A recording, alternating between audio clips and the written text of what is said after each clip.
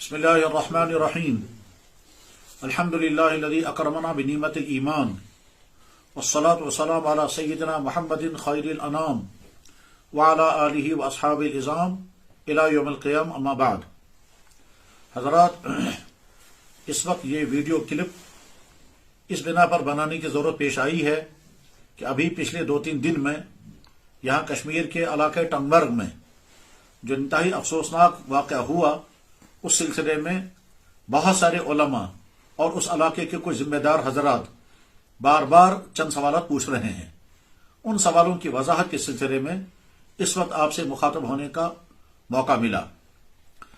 حضرات، ٹنگمرگ کے علاقے میں کوئی دماغی طور پر متاثر شخص نمودار ہوا اور اس نے وہاں کچھ ایسی حرکتیں کی جس کے نتیجے میں یہ بات تقریباً طے ہے کہ اگر وہ دماغی صحیح حالت میں ہے تو پھر وہ ایمان سے نکل چکا ہے، لیکن اگر وہ دماغی امراض کا شکار ہے، جیسا کہ اس کو غالباً مینٹل ہسپتال میں پہنچایا گیا ہے، اگر دماغی امراض کا شکار ہے اور دماغی خرابی کی وجہ سے وہ اس طرح کی غلط حرکتیں اور غلط چیزیں بول گیا تو اس کے بارے میں سوچا جا سکتا ہے.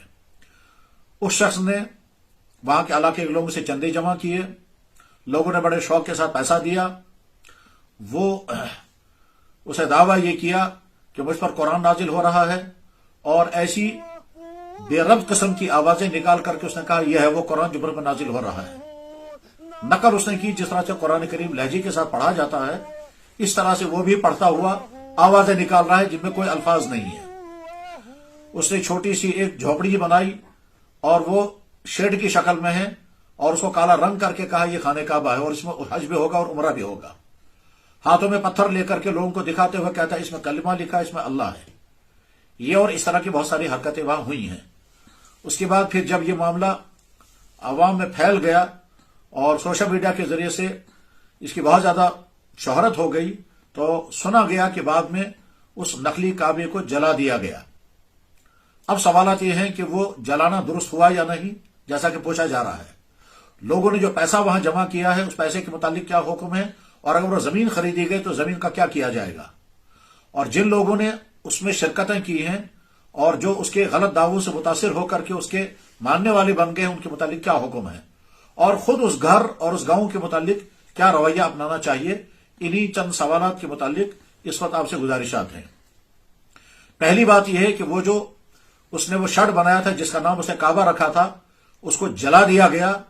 بہت اچھا کیا گیا، بہت ہی زیادہ بہتر ہوا. کیوں؟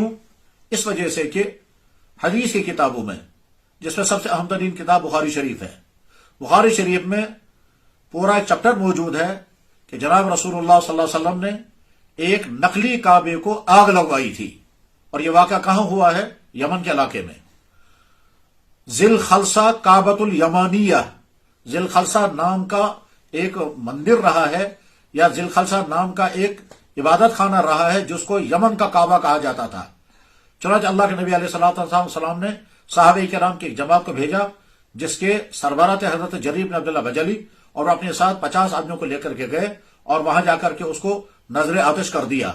گویا کعبے کے مقابلے میں جب کوئی انسان کعبہ بنائے گا تو اس کو نظر آتش کر دینا اللہ کے نبی علیہ السلام اور حضرات صحابہ کرام کے عمل سے ثابت ہے. دوسری دلیل، جناب رسول اللہ صلی اللہ علیہ وسلم مدینہ طیبہ میں تشریف فرما تھے. منافقوں کا سردار ابن ابی آپ کی خدمت میں آیا اور اس نے کہا کہ میں نے ایک مسجد تعمیر کی ہے، جو مسجد مدینہ شریف میں بنائی گئی، اور اس نے تعمیر کر کے پیشکش کی کہ آپ تشریف لائیں اور اس مسجد میں نماز ادا فرمائیں تاکہ مسجد کا گویا باقاعدہ افتتاح ہو جائے. آپ علیہ السلام کا بڑا تعجب ہوا کہ میری اجازت کے بغیر، میرے مشورے کے بغیر مدینہ شہر میں کوئی انسان مسجد بنا رہا ہے اور اب مجھے آ کر کے دعوت دے رہا ہے. اور ادھر سے اس شخص کا کردار جو ہے وہ انتہائی خراب کردار تھا، کیونکہ وہ منافقوں کا سردار تھا، اور اس کی اذیت رسانی، اس کی طرف سے اذیت رسانی کے بہت سارے واقعات اس سے پہلے پیش آ چکے تھے. حضرت عائشہ صدیقہ رضی اللہ عنہ کا تہمت لگانے والا یہی شخص تھا. اور وہ شخص جب مسجد کے نام سے کوئی چیز بنا رہا ہے تو آپ علیہ السلام نے سوچا کہ مجھے فوراً وہاں نہیں جانا چاہیے جب تک اللہ کی طرف سے کوئی حکم نہ آئے. اس کے بعد پھر آپ علیہ السلام کا ایک لمبا سفر درپیش تھا، سفر تبوک. آپ تشریف لے گئے तबुक से वापस तशरीफ ला रहे थे तो कुरान करीम की आयत नाजिल हो गई जिसमें अल्लाह ताला शाह ने फरमाया वल्लज़ीना इत्तख़ज़ू मस्जिदन ज़िरारन व कुफ़रन व तफ़रीक़न बैनल मुमिनीन व इरसादन लिमन हारब अल्लाह व रसूलहू। जिन लोगों ने मस्जिद बनाई है वो मस्जिद असल में मस्जिद नहीं है बल्कि मुसलमानों के खिलाफ एक अड्डा है। व इरसादन लिमन हारब अल्लाह व रसूलहू, उनका मकसूद यह है कि वो अल्लाह और उसके रसूल और मुसलमानों को अजियत पहुंचाएं और उनके खिलाफ एक अड्डा के तौर पर उसको इस्तेमाल करें। अल्लाह ने फरमाया ला तकुम फीही अबदा, हरगिज़ उसमें खड़े न हो। चुनांचे अल्लाह के नबी अलैहिस्सलाम ने हजरत अली रजी अल्लाह तआला अन्हु जो मदीना तैयबा में थे उनको हुक्म भेजा कि उस मस्जिद को जो मस्जिद ज़रार है जो इब्न उबई है उसको नजर कर दो और उसकी ईंटें भी और पत्थर भी जमीन से निकाल दो। चुनांचे वो कुबा के मकाम पर वो नाम निहाद मस्जिद बनाई गई थी। हजरत अली रजी अल्लाह तआला उसको नजर कर दिया और पूरी तरह से उसको मिसमार कर दिया। उसके बाद अल्लाह के नबी अलैहिस्सलाम तशरीफ लाए। इन दो वाकयात को बुनियाद बनाकर, ये दो वाकयात नहीं दो दलाइल हैं कि ये कहा जा सकता है कि ये जो टंगमरग के इलाके में किसी दिमागी तौर पर मुतासिर या किसी फितने का शिकार शख्स ने नकली काबा बनाया था उसको उस नकली काबे को जला दिया गया, बहुत अच्छा हुआ है। इसके बाद फिर जिन लोगों ने उसमें माली ताउन किया और वो पैसे जमा किए गए, हमारे कश्मीरी सादा लोग इंसान जज्बाती हैं और उनको कोई भी शख्स किसी भी तरफ गुमराह करने के लिए आ जाए तो वो गुमराह हो जाते हैं और मुतासिर हो जाते हैं। तो जिन लोगों ने वो पैसा दिया है, अब वो जो जमीन खरीदी गई है वो पैसा किन लोगों ने दिया और वो जमीन खरीदी, वो जमीन का आगे क्या किया जाएगा, इसके लिए बाकायदा उलमा और सारे मसाले के उलमा बैठ करके मशवरा करेंगे। उसके बाद तय किया जाएगा कि उस जमीन का क्या किया जाएगा। क्या ये उसकी जाती प्रॉपर्टी बन जाएगी, क्या ये उसके घर वालों को दिया जाएगा, या इसको किसी दूसरे बेहतर और जायज और मुफीद मसरफ में खर्च किया जाएगा, या क्या किया जाएगा। ये इनफरादी तौर पर इसका फैसला नहीं किया जा सकता।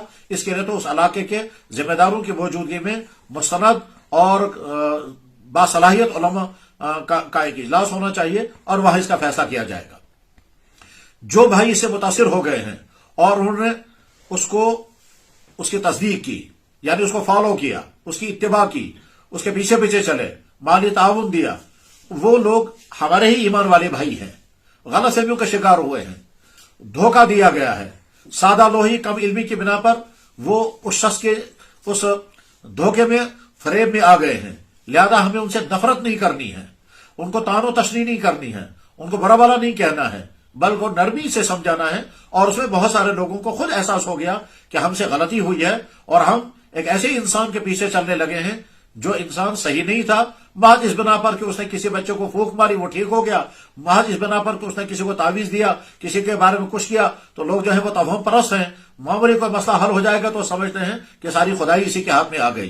तो वो बेचारे गलतफहमी के शिकार हैं, उनको समझाया जाएगा, उनके साथ हमदर्दी की जाएगी, उनको वापस ईमान की तरफ लाया जाएगा। अगर खुदा न खासा उनका ईमान मुतासिर हुआ हो तो इसके लिए फौरन यहां से फैसले नहीं सुनाने हैं। अलबत्ता खुद उनको भी फिक्र करनी है कि अगर हमारा ईमान खत्म हो चुका हो, खुदा न खासा हमारा निकाह खत्म हो गया हो, तो हमें उसकी फिक्र करनी है। तो यहां से उनके साथ हमदर्दाना और मुशफिकाना रवैया बरतना है और नासिहाना रवैया इख्तियार करके उनको वापस इस्लाम में लाना है अगर उनका ईमान मुतासिर हो गया हो और वो अगर उन्होंने कोई गलत हरकतें की हो। ये तो उन लोगों के बारे में है। उसके बाद फिर ये शख्स, इसके घर वालों का हाल हमारे इल्म में नहीं है, लेकिन वो घर वाले बहरहाल काबिल नफरत नहीं है। घर का एक फर्द अगर गलती करता है तो हम उनके घर वालों को उसके सजा नहीं दे सकते। खास तौर पर अगर घर में मस्तूरात होंगी या उनकी बेटियां होंगी तो उन बेटियों के साथ रहम का मामला किया जाना चाहिए और रहम का मामला किया जाना चाहिए। उनके साथ नफरत नहीं, ऐसा न हो आगे चलकर उनकी जिंदगी अजीरन हो जाए, आगे चलकर के उनका रिश्ता मुश्किल हो जाए, आगे चलकर लोग उनको ताना तशनी करने लगे।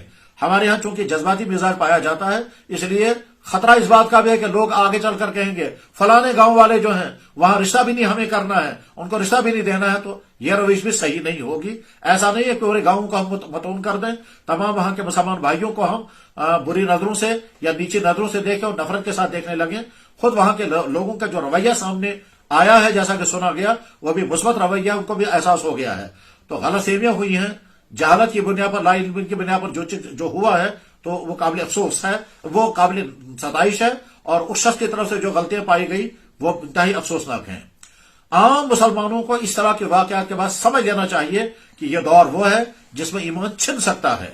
तरह तरह के फितने सामने आएंगे, अफराद की शक्ल में, फोरमों की शक्ल में, तबकात की शक्ल में, और वह तरह तरह के दावे करेंगे। تو ہر جگہ کے ایمان والوں کو بہت چوکنا، بہت ہوشیار رہنا ہے کہ کہیں ایسا نہ ہو کہ کوئی شخص ہمارے ایمان کو سلب ہو جانے کا ذریعہ بن جائے۔ مثلا یہاں کشمیر میں بہت سارے علاقوں میں گوہر شاہین کا فتنہ پھیل رہا ہے، یہاں تک کہ ایسے لوگ بھی پائے گئے ہیں کہ وہ اس کو برہم کہتے ہیں، ایسے لوگ بھی پائے جا رہے ہیں جو اس کو مہدی کہتے ہیں، ایسے لوگ پائے جا رہے ہیں وہ کہتے ہیں کہ وہ رسول تھا۔ تو غرض یہ کہ یہ فتنوں کا دور ہے۔ جس علاقے میں اس طرح کے فتنے پھیل رہے ہیں اس علاقے کے لوگوں کی، تمام لوگوں کی ذمہ داری ہے، اور خاص طور پر وہاں کے علماء اور تمام مسالک کے اہل علم کی ذمہ داری ہے کہ وہ اپنے اپنے علاقوں پر نظر رکھیں، اپنے اپنے علاقوں کی نئی نسل کے ایمان کے بچانے کے لیے جو کچھ وہ کر سکتے ہو مثبت انداز میں کریں، منفی طریقہ اختیار نہ کیا جائے، اشتعال انگیزی نہ کی جائے۔ اور اگر کہیں کوئی فتنہ اٹھ رہا ہے تو اولین پہلی ہماری کوشش ہونی چاہیے کہ جو آدمی متاثر ہو گیا اس متاثر شخص کو ہمدردی کے ساتھ، رحم دلی کے ساتھ، دعوتی انداز میں اور غلط فہمیاں دور کرنے کے انداز میں واپس اسلام کی دعوت دی جائے اور اس خرابی کو سمجھانے کی کوشش کی جائے۔ اور خدا نخواستہ اگر کوئی انسان بزید ہو اور اسی پر اڑا رہے تو اس وقت ہماری کوشش یہ ہوگی کہ باقی تمام ایمان والے بھائی اس شخص سے متاثر نہ ہونے پائیں، کیونکہ وہ متاثر ہے اور متعفن ہے، اس کا یہ انفیکشن دوسروں تک نہ پہنچے۔ اس وقت ہماری ذمہ داری ہوگی کہ باقی امت کو متنبع کریں کہ فلاں علاقے میں فلاں شخص ایمان سے باہر جا چکا ہے اور وہ اپنے باطل کو پھیلانے کی محنت کر رہا ہے، اس سے متنبع رہیں، اسے چوکندار رہیں، اسے ہوشیار رہیں۔ والدین کو کہیں گے کہ اپنے بچوں کی فکر کریں، بچوں کو کہیں گے کہ تمہارے سیدھے سادے والدین اس طرح کے جعلی انسانوں کے فریب کا شکار نہ ہونے پائیں۔ اللہ جل شانہ نے اس دور میں ہم کو پیدا فرمایا جس دور کے متعلق اللہ کے نبی علیہ السلام نے فرمایا صبح کو آدمی مومن ہوگا، شام کو کافر ہوگا۔ اس ایسے دور میں ہمیں اپنی ایمان کی بھی فکر کرنی ہے اور امت کے دین اور ایمان کے بچانے کے لیے بھی بہت محتاط انداز میں ہوشیار رہنا ہے، چوکنا رہنا ہے۔ ہم دین کے ٹھیکیدار تو نہیں ہیں لیکن دین کا چوکیدار ہر مسلمان کو بننے کی کوشش کرنی چاہیے۔ وآخر دعوانا ان الحمدللہ رب العالمین۔